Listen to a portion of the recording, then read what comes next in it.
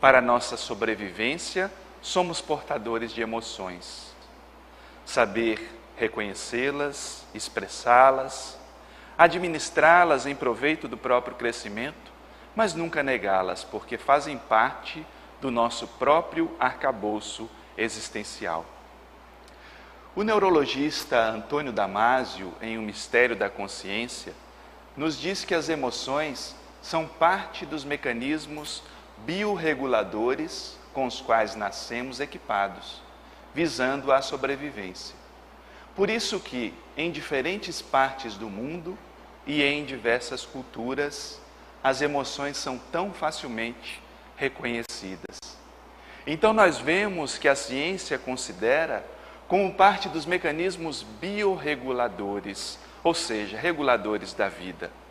As emoções funcionam como um sinal de alerta, de alarme, como uma preparação do corpo para aquilo que os sentidos percebem. E o corpo tem que dar a resposta devida de acordo com a situação que nós vamos vivenciando. Mas também, por isso mesmo, podemos perceber nas diversas culturas as manifestações emocionais presentes.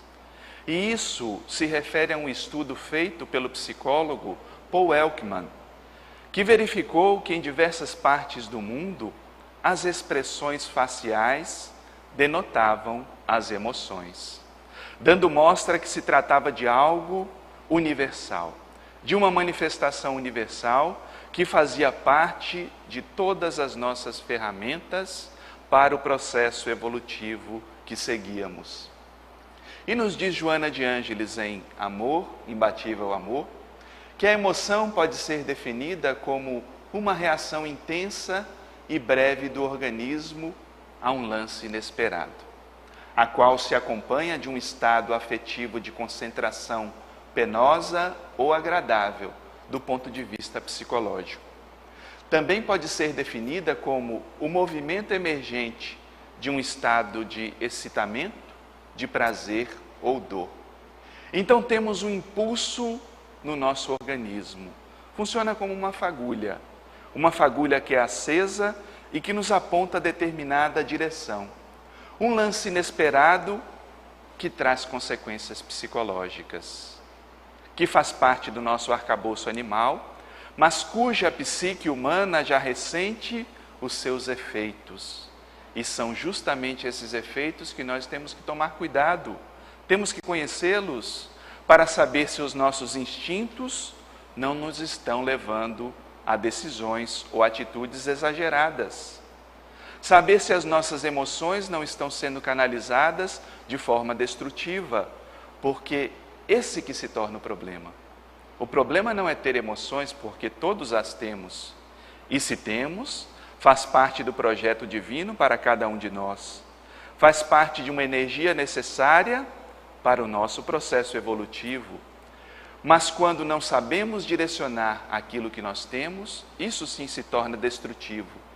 Por isso que nós temos que estar atento se as emoções geram sensações no sentido do prazer ou da dor. No reino animal, isso eram sinalizadores.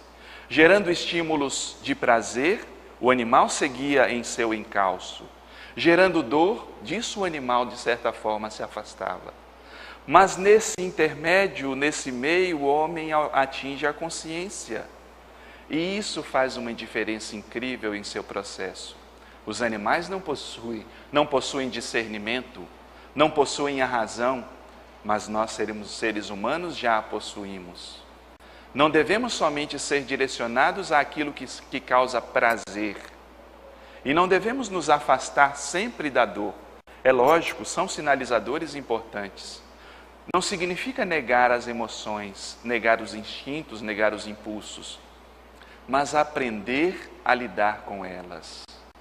Canalizá-las de forma devida para que esses impulsos não sejam algo destrutivo para as nossas vivências. Mas será sempre que nós devemos seguir as nossas tendências emotivas, instintivas?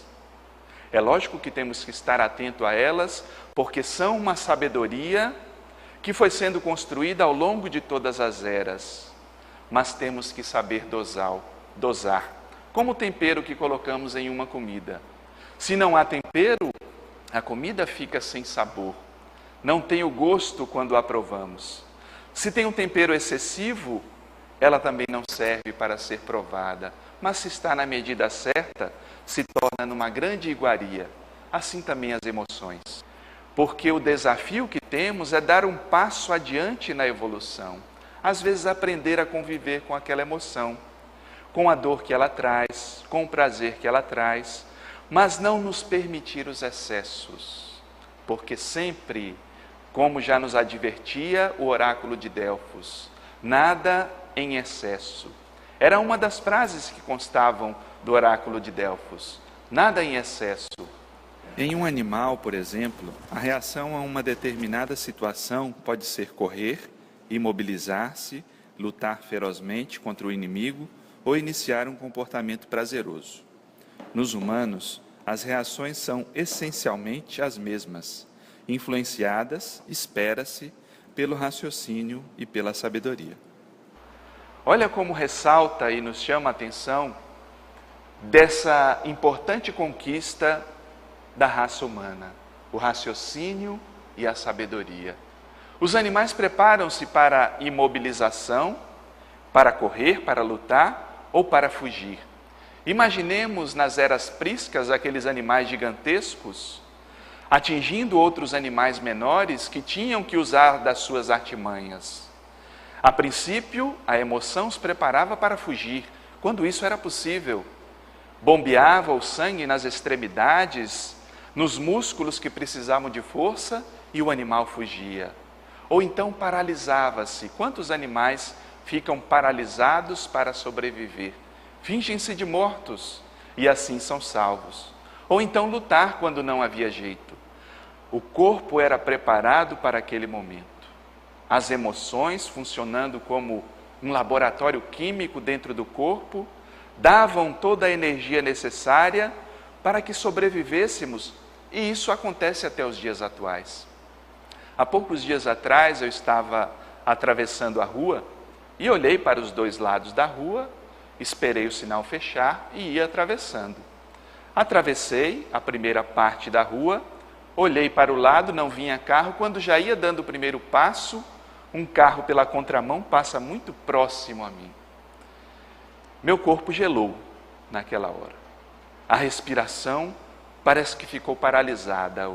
A pele ainda mais branca, como alva, como uma alma, como dizem, né? Como um fantasma. E eu atravessei a rua, o restante da rua, o corpo começou a tremer da emoção que foi sentida naquela hora. E eu andei e caminhei um pouco adiante. O carro parou logo adiante.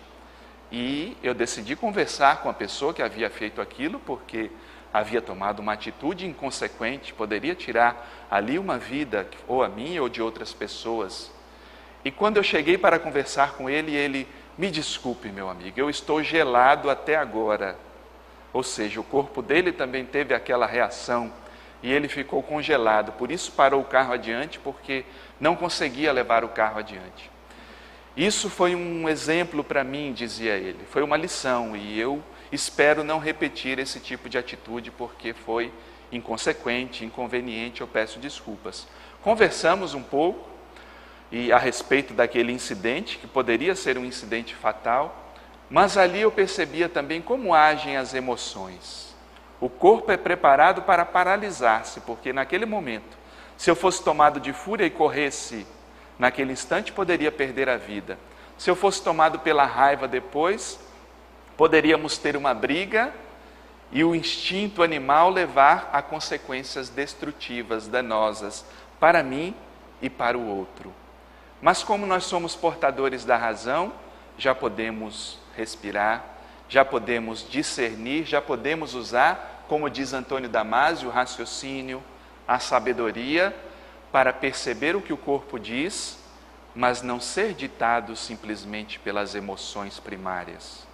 Não ser ditado pelos impulsos, pelos instintos, que são e funcionam até determinado ponto como algo importante, mas que precisam estar aliados à sabedoria, à conquista da razão como algo superior. Mirei Lopes, na famosa obra Quatro Gigantes da Alma, nos diz que 3 são as emoções primárias, nas quais se encontra toda a gama de reflexos e deflexos de fuga, agressão e fusão possessiva. Seus nomes mais comuns: o medo, a ira e o afeto.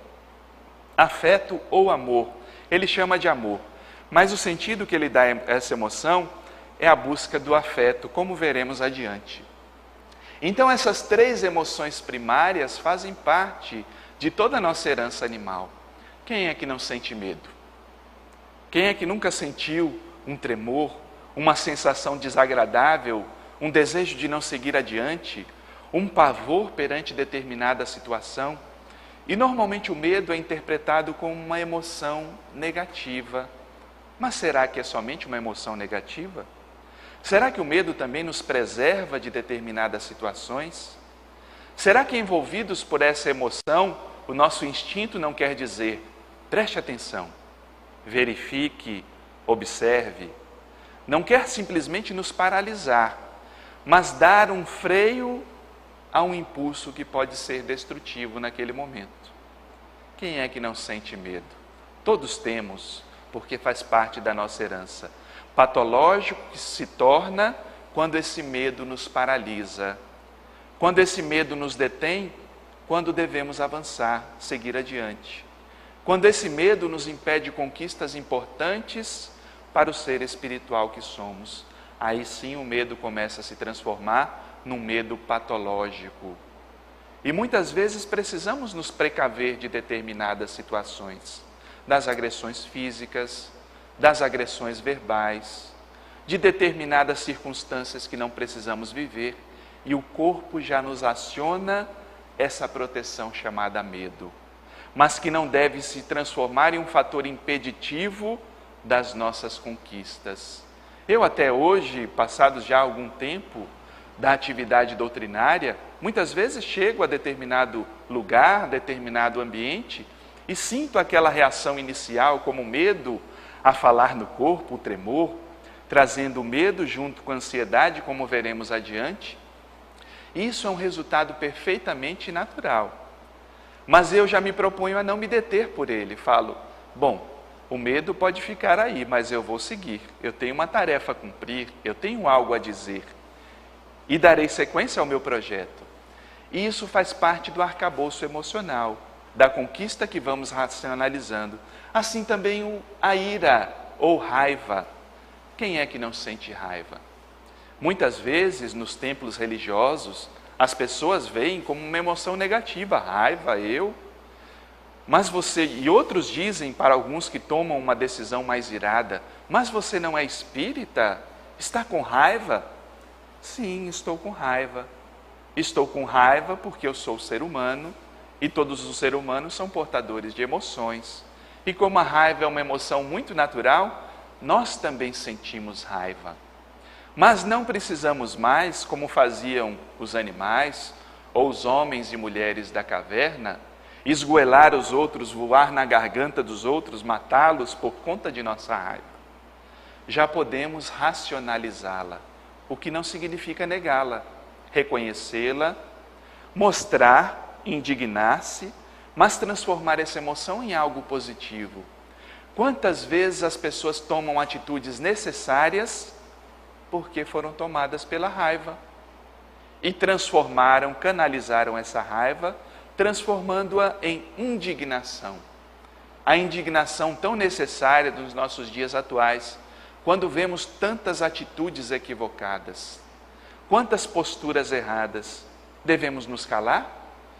Ou somos parte também desse todo que devemos educar, devemos transformar, e por isso a raiva tem que ser percebida, trabalhada e bem canalizada, assim como as emoções do afeto, esse afeto inicial que nos conecta ao outro. E nos animais já verificamos essas reações primárias de afeição, quando Joana de Ângeles nos diz: a fera que lambe a sua cria será no futuro aquela mãe que embalará a criança junto ao seu seio. Ou seja, ali se começam os treinos para o sentimento. O animal ainda não tem desenvolvido o sentimento. Tem a emoção do afeto, que um dia conduzirá à conquista do amor. E em encontro com a paz e a saúde, a benfeitora diferencia as emoções dos sentimentos, dizendo o seguinte: as emoções funcionam automaticamente, sem consciência direta da ocorrência, enquanto que os sentimentos são percepções conscientes das ocorrências. E aí já verificamos a diferença. Quando chegamos na idade da razão, passamos a conquistar os sentimentos. E a função desse arcabouço emocional é ser percebido e orientado para a conquista dos sentimentos nobres, do amor, da fraternidade, da solidariedade, da transformação, da energia transformadora, e essa deve ser a busca dos homens e mulheres da era atual. Esses são os nossos desafios: transformar toda essa herança, esse arcabouço instintivo, em algo que nos impulsione à totalidade, a conquista de nós mesmos, a conquista de um ser que possa perceber o que vive, perceber o seu contexto e agir de maneira a transformar tudo aquilo que vive, porque se temos emoções, não devemos por elas ser possuídos. E Jung dizia muito bem a respeito dos complexos, quando dizia que o problema não era simplesmente ter complexos, porque todos nós temos complexos. E lembremos, a base dos complexos são as emoções. As experiências que têm um arcabouço emocional vão se formando complexos de acordo com o tipo de experiência. E nós devemos perceber para não sermos tomados por esses complexos. E a partir da conquista da consciência, vamos sendo orientados pelos sentimentos. Os sentimentos, então, têm um direcionamento da razão. Quando eu percebo a emoção, quando eu vou arquivando essa emoção, quando eu consigo percebê-la, diferenciá-la, direcioná-la, já trabalho com a noção de sentimentos, porque a razão está unida a essa parte instintiva do ser. Eric Berne, que é o pai da análise transacional, ele nos diz que além das emoções já citadas por Miriam Lopes, a alegria e a tristeza também seriam emoções básicas. E desde a detonação da carga emocional até o seu efeito corporal, 3 tempos da emoção podem ser identificados: o sentir, o expressar verbal, o atuar corporal. Então nós vemos que, a respeito da estrutura emocional, até mesmo os teóricos têm certa divergência, mas vão incluindo partes importantes da nossa percepção, porque alegria e tristeza vão sendo percebidos na nossa herança, na nossa caminhada, desde cedo no processo evolutivo. São como o processo inicial da emoção. E passamos por essas 3 partes. O sentir. O sentir é a base instintiva. Todos nós sentimos as emoções.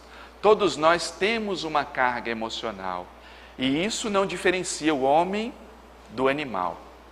Mas essa segunda etapa, o expressar verbal, nos diferencia. Temos a capacidade de expressar verbalmente as nossas emoções. Falar a respeito da raiva que sinto, falar a respeito do medo, falar a respeito do afeto, dessa conquista que vai unificando e que nos impulsiona a algo mais importante. Então essa capacidade de perceber, sentir e expressar nos diferencia dos animais nessa conquista. Infelizmente, muitas culturas velam ou até mesmo vedam a expressão emocional. Nós ficamos tolhidos em nossas expressões tão naturais do processo evolutivo. E quantas vezes isso se torna a base das nossas neuroses, das nossas psicopatologias, porque a emoção cumpre um caminho: sentir, expressar verbal e o atuar corporal. E aí advém um outro problema também nesse atuar corporal. Quantas vezes nós engolimos as nossas emoções? Como uma criança que chora e o pai ou a mãe diz: engula seu choro, engula seu choro. E a criança desde cedo é orientada a não expressar uma emoção muito natural que sente nela mesma. Ou então somos obrigados a não sentir medo. Você é homem, você não pode ter medo. Você tem que ter coragem. Por que não posso ter medo? Por que não posso sentir essa emoção tão natural? Não devo ficar paralisado pelo medo, que é diferente.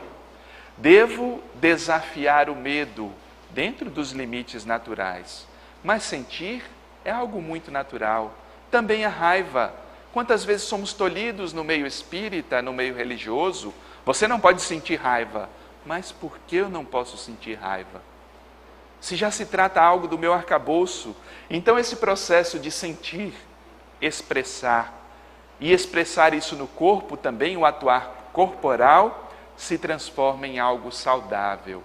É lógico que nem sempre podemos demonstrar todas as emoções que sentimos, mas o importante é que você não as esconda de você mesmo. Não esconda as suas emoções de você. Às vezes o ambiente não permite uma expressão, mas depois, internamente, faça a sua reflexão. Perceba esse arcabouço emocional, porque isso faz parte da construção do nosso mundo psíquico, da percepção psíquica e da nossa evolução. Joana de Ângeles, em Atitudes Renovadas, nos diz que quando são cultivadas as reminiscências das emoções danosas, há mais facilidades para que outras se expressem ante qualquer circunstância desagradável. Como não se pode, nem se deve viver de experiências transatas, o ideal é diluir-se em novas experiências todas aquelas que causaram dor e hostilidade. E aí uma chamada de atenção, uma reflexão.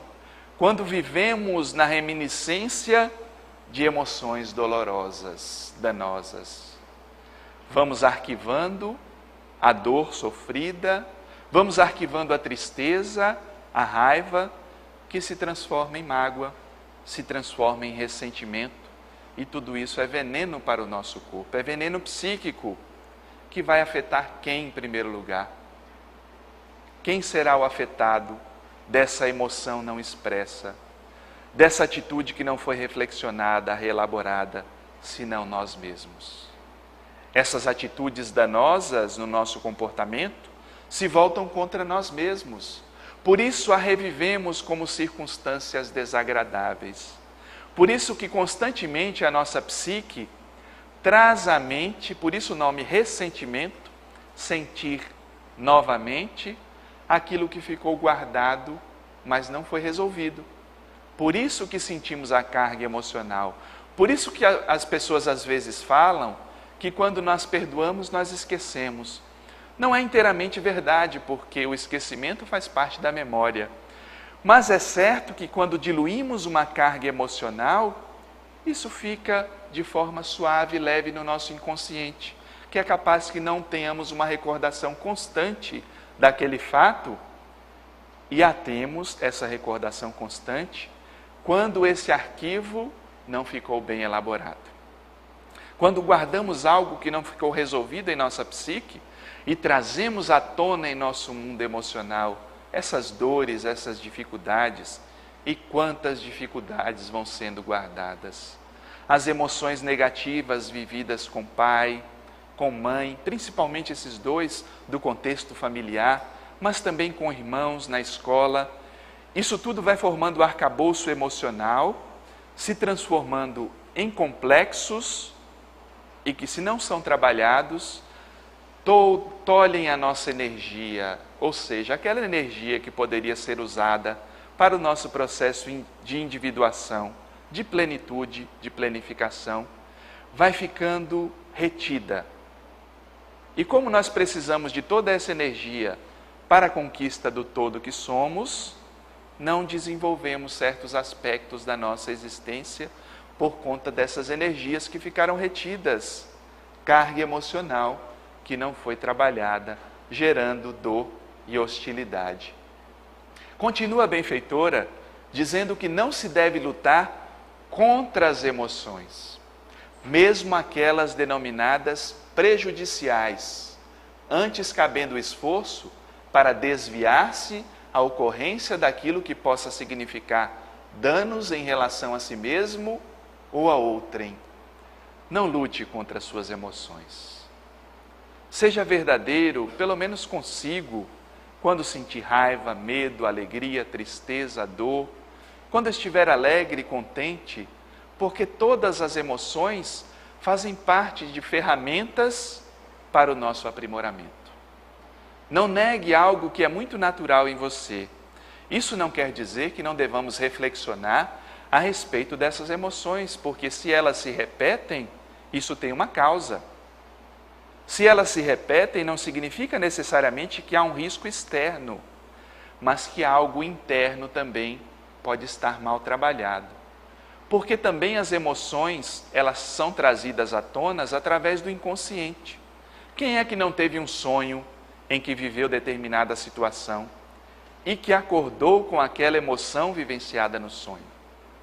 Ou seja, o fato, na realidade objetiva, como a chamamos, não existiu, mas existiu na realidade subjetiva, na realidade do inconsciente, e trouxe uma carga emocional, provavelmente arquivada nesse inconsciente, que necessita ser liberada, necessita ser trabalhada, necessita ser transformada, para que não signifique danos contra mim mesmo, porque fazem parte dos meus complexos, ou contra o outro, porque irei tomar atitudes equivocadas, se estiver baseado nessas emoções que não foram trabalhadas em mim mesmo. Daniel Goleman nos diz que o impulso é o veículo da emoção. A semente de todo impulso é um sentimento explodindo para expressar-se em ação. Os que estão à mercê dos impulsos, os que não têm autocontrole, sofrem de uma deficiência moral. E se há duas posições morais que nossos tempos exigem, são precisamente estas: autocontrole e piedade. Como é profundo ver isso de um psicólogo que parece que tem um olhar mais profundo, mesmo que não seja religioso, mesmo que não seja espiritualista, conseguiu atingir algo profundo para a alma nessa percepção de que nós não devemos ficar à mercê dos nossos impulsos. E que nesses tempos nos são exigidas duas atitudes: autocontrole. Autocontrole perante toda essa barbárie que vivemos nos dias atuais, nada obstante os grandes avanços que já temos. Quanta violência no mundo. Quantas dores poderiam ser sanadas se tivéssemos tempo para respirar, perceber o nosso impulso emocional, mas não dar vazão àqueles que são destrutivos e direcioná-los de forma positiva. Piedade, como diz Daniel Goleman, para todos aqueles que não sabem ainda como expressar as suas emoções, vivem ainda das emoções primárias, das sensações rudes do corpo, porque ainda não percebem os prazeres da alma. Ainda não conquistaram esse algo importante para o psiquismo. Mas se nós já podemos, talvez não conquistar como um todo, mas antever esse processo, direcionar-nos para esta conquista, que tenhamos piedade e, além disso, sejamos e atuemos como educadores, sempre que possível. Educando a nós mesmos em primeiro lugar, porque o homem e a mulher precisam educar-se para depois se transformarem em educadores, porque através do próprio exemplo poderão mostrar que não devemos ser reféns dos nossos impulsos, das nossas emoções, mas podemos ser auxiliares, coordenadores de toda essa bagagem que temos em nosso psiquismo. E completa Joana de Ângeles dizendo que, não se podendo viver sem as emoções, cuidar-se daquelas que edificam em detrimento das que perturbam. Tal é a missão do homem e da mulher inteligentes na terra. possuímos e fomos conquistando ao longo da nossa escala evolutiva as emoções. No princípio, no reino vegetal, eram apenas sensibilidades. A sensibilidade da flor que responde ao toque, da planta que já convive com o meio em que vive. No reino animal, essa emoção ganha impulso. O arcabouço emocional fala mais alto. E vamos trabalhando de forma germinal os sentimentos que vamos a ser portadores no futuro dessa escala evolutiva. Conquistamos a razão, conquistamos a consciência. E nessa conquista da consciência nos permite algo importante. Não precisamos ficar mais à mercê dos nossos impulsos. Portanto, posso senti-los, posso percebê-los, mas isso é algo muito sutil. Mas não preciso mais brigar, digladiar com o outro. Não preciso mais ser refém dessas sensações rudes do corpo, porque além dos prazeres do corpo, existem os prazeres da alma. Esses sim nós devemos alimentar nesses dias tão cheios de desafio. Nesses dias em que, nada obstante os avanços da tecnologia, a mídia ainda vive das emoções rudes do ser humano e ainda nos alimentamos da raiva, do ódio. Basta ver o que é vendido por esta mídia e verificar que tipo de emoção ela alimenta nas pessoas. Mas eu tenho consciência e não preciso mais estar refém disso. Se aquilo que me trazem não me serve, eu não preciso aceitar. Se é um canal de televisão, às vezes nos esquecemos que nós podemos mudá-lo. E aí muitos dizem, mas nenhum tem programação boa. Nós podemos desligar o aparelho de televisão, pegar um bom filme, ler um bom livro, escutar uma boa música. Quantas boas obras musicais falam a nossa emoção profunda e se transformam num sentimento suave que eleva a alma, que nos proporciona reflexões mais profundas. E nós continuamos nos alimentando da música que chama às sensações mais rudes. Basta observar a grande massa. Basta observar o comportamento coletivo daqueles que ainda não percebem o processo de individuação. Mas nós, que já sabemos que somos portadores da consciência, desta luz que nos guia, podemos sim perceber essas emoções, canalizá-las à luz da consciência e à luz da razão, e a pouco e pouco direcionar todo esse arcabouço, toda essa energia que nos forma e que somos formados à conquista da individuação, à conquista da plenitude em nós mesmos. Ficamos por aqui com as nossas reflexões. Desejamos muita paz a todos e até o nosso próximo encontro.